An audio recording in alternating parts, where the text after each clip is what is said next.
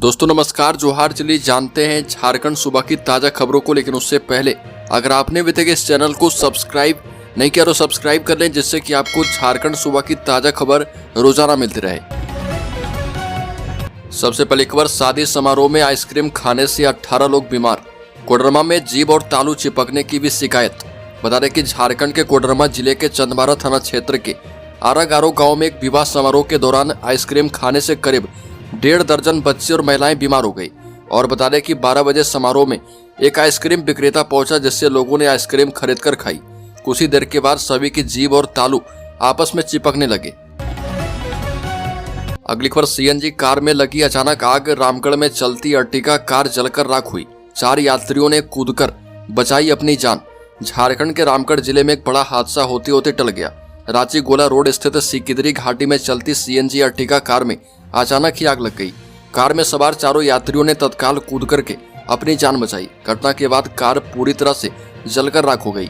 जानकारी के मुताबिक निरंजन चंद्र के नाम से पंजीकृत अर्टिगा कार गोला से सिकिदरी घाटी होते हुए रांची की ओर जा रही थी। घाटी से गुजरते समय अचानक कार में आग लग गई। स्थानीय लोगों का कहना है कि सीएनजी के कारण आग लगी, हालांकि इसकी आधिकारिक पुष्टि नहीं की गई। अगली खबर, प्रिंस खान गैंग के 4 सदस्य धराए। बम, गोली और कट्टा बरामद। क्षेत्र में दहशत फैलाने की थी योजना। बैंक मोड़ थाना क्षेत्र में पुलिस ने बड़ी कार्रवाई करते हुए गैंगस्टर प्रिंस खान के 4 गुर्गों को गिरफ्तार किया है। डीएसपी विधि व्यवस्था नौशाद आलम ने बताया कि एसएसपी को मिली गुप्त सूचना के आधार पर छापेमारी की गई। पुलिस को देखकर करीब 10 युवक भागने लगे, जिनमें से 4 को दौड़ा करके पकड़ा गया और गिरफ्तार आरोपियों से 4 सुतली बम, 4 गोली और 1 देसी कट्टा बरामद किया गया है। इस मामले में पकड़े गए आरोपियों में मटकुरिया क्षेत्र निवासी आजाद आलम, गोलू रवानी, मटकुरिया चेक पोस्ट का सोनू कुमार नायक और करकेंद बाजार का सचिन यादव शामिल है। अगली खबर, धनबाद में मूर्ति विसर्जन के दौरान अश्लील गाने को लेकर बढ़ा विवाद। धनबाद में महिलाओं और बच्चों पर पुलिस ने कर दिया लाठीचार्ज। 6 से ज्यादा हुए घायल। बरवाडा थाना क्षेत्र के लोहा बरवा में सरस्वती प्रतिमा के विसर्जन के दौरान हंगामा हो गया। इस दौरान बरवाडा पुलिस ने लाठीचार्ज किया, जिसमें कई युवक जख्मी हो गए और घायलों में कुछ बच्चे भी शामिल हैं। पुलिस के लाठीचार्ज के विरोध में ग्रामीणों ने लोहा बरवा टूंडी रोड को जाम कर दिया। ग्रामीणों ने पुलिस पर बेवजह लाठी भांजने का भी आरोप लगाया। वो दोषी पुलिस कर्मियों पर कार्रवाई की मांग के साथ नारेबाजी करने लगे। अगली खबर, सड़क हादसे में सेंट्रल यूनिवर्सिटी के 2 छात्रों की मौत। रांची में कॉलेज के कैंपस जाते समय ट्रक ने कुचला। मृतकों में एक पीएचडी स्कॉलर। रांची जिले के मांडर थाना क्षेत्र के माल टोटी डायवर्जन में सेंट्रल यूनिवर्सिटी ऑफ झारखंड के 2 छात्रों को ट्रक ने अपनी चपेट में ले लिया। इससे उनकी मौके पर ही मौत हो गई। मरने वाले छात्र का नाम देवदास मंडल है, वहीं छात्रा का नाम ऐश्वर्या है। दोनों जियो इन्फॉर्मेटिक डिपार्टमेंट के स्टूडेंट हैं। छात्र देवदास मंडल पीएचडी स्कॉलर था, वहीं छात्रा मास्टर्स पहले साल में पढ़ती थी। अगली खबर, रामगढ़ में मूर्ति विसर्जन के दौरान 2 गुटों में झड़प। रूट विवाद में 2 पक्षों के बीच हुआ पथराव। बता दें कि रामगढ़ जिले के गोला थाना क्षेत्र में देर शाम मूर्ति विसर्जन के दौरान 2 गुटों में हिंसक झड़प हो गई, जिसमें 6 से भी ज्यादा लोग घायल हुए। एक की हालत गंभीर बनी है।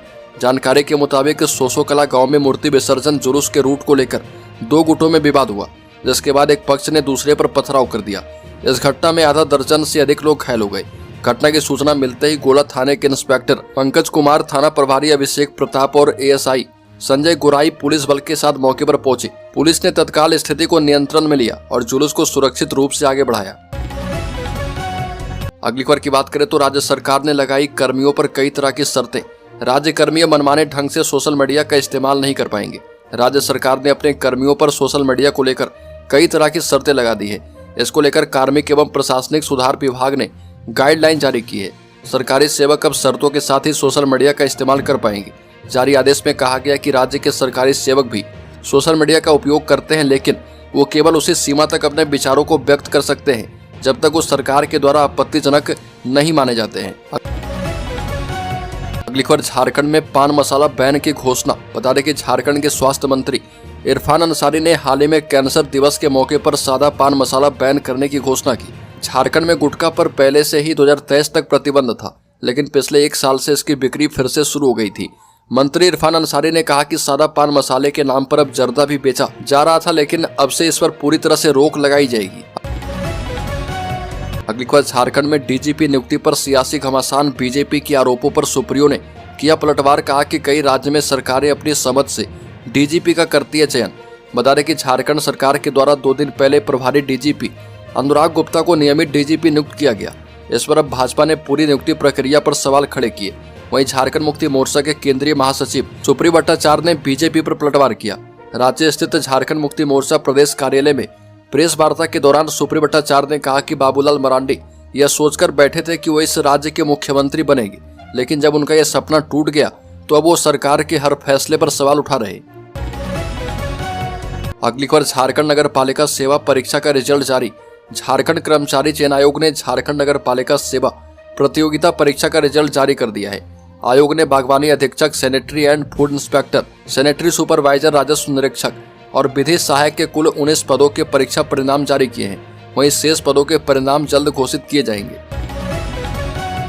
अगली खबर, झारखंड पुलिस मुख्यालय के आदेश का पालन नहीं कर रहे जिले के एसपी।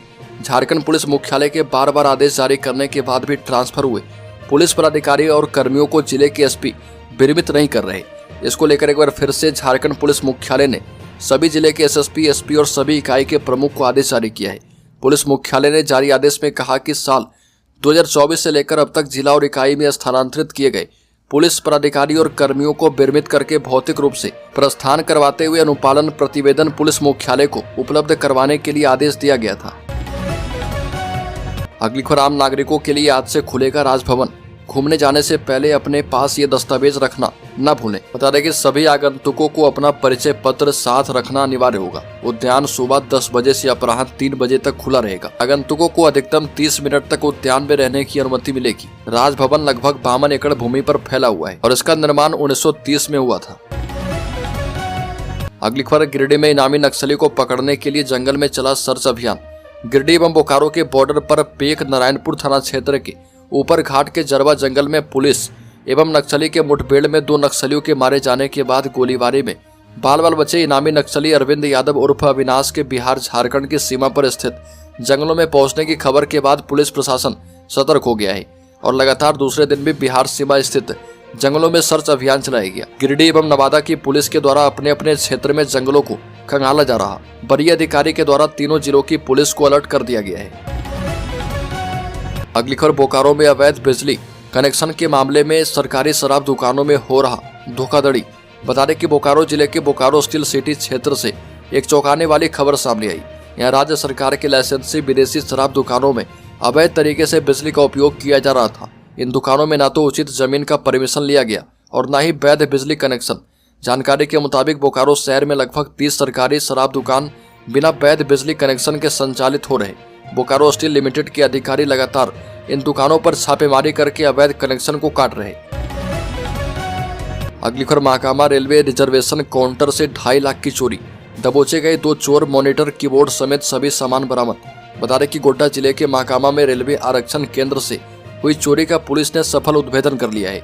30 जनवरी की रात हुई इस घटना में चोरों ने केंद्र से कई महत्वपूर्ण उपकरण चुरा लिए थे। पुलिस अधीक्षक अनिमेश नैथानी के निर्देश पर पुलिस निरीक्षक उपेंद्र कुमार महतो के नेतृत्व में टीम ने कार्रवाई करते हुए 2 आरोपियों को गिरफ्तार किया है। पुलिस की पूछताछ में पकड़े गए आरोपी समाउल अंसारी और मीर हुसैन, जो कि रवियाडीह थाना महाकामा के रहने वाले हैं, उन्होंने अपना जुर्म कबूल कर लिया है। अगली खबर, सीएस का निर्देश, बड़े जलाशयों पर गोताखोर होंगे तैनात, हर महीने मिलेंगे 10,000 रुपए। राज्य के बड़े जलाशयों पर गोताखोर तैनात किए जाएंगे। पंजीकृत पेशेवर मछुआरों को ट्रेनिंग देकर चिन्हित जलाशयों पर गोताखोर के रूप में तैनात किया जाएगा। इन गोताखोरों को हर महीने 10,000 रुपये मानदेय दिया जाएगा। मुख्य सचिव की अध्यक्षता में आपदा प्रबंधन से जुड़ी राज्य कार्यकारिणी समिति की बैठक में यह निर्णय किया गया। बैठक में मुख्य सचिव अलका तिवारी ने राज्य में प्राकृतिक कारणों से होने वाली क्षति से निपटने के लिए आपदा राहत की त्वरित व्यवस्था सुनिश्चित करने का निर्देश दिया है। अगली खबर, वित्त मंत्रालय ने कर्मचारियों के लिए एआई टूल्स इस्तेमाल पर लगाई रोक। चैट जीपीटी और डीपसीक नहीं चला पाएंगे। बता दें कि वित्त मंत्रालय ने अपने कर्मचारियों पर चैट जीपीटी और डीपसीक जैसे एआई टूल्स के इस्तेमाल करने पर रोक लगा दी है। कर्मचारी ऑफिस के डिवाइस यानी मंत्रालय की ओर से दिए गए कंप्यूटर, लैपटॉप, टैबलेट जैसे डिवाइस में एआई टूल्स का इस्तेमाल नहीं कर पाएंगे। व्यय विभाग की ओर से 29 जनवरी को जारी आदेश से पता चलता है कि एआई टूल्स के इस्तेमाल से गोपनीय सूचनाएं लीक होने का खतरा है। इसके चलते यह कदम उठाया गया। यह आदेश मंत्रालय के सभी विभागों पर लागू होगा। इससे पहले ऑस्ट्रेलिया और इटली जैसे देश भी एआई टूल्स को बैन कर चुके हैं। अगली खबर, हेमंत सोरेन पहुंचे कोलकाता, कहा कि मजबूत एवं विकसित राष्ट्र निर्माण के लिए राज्यों के बीच बेहतर समन्वय जरूरी है।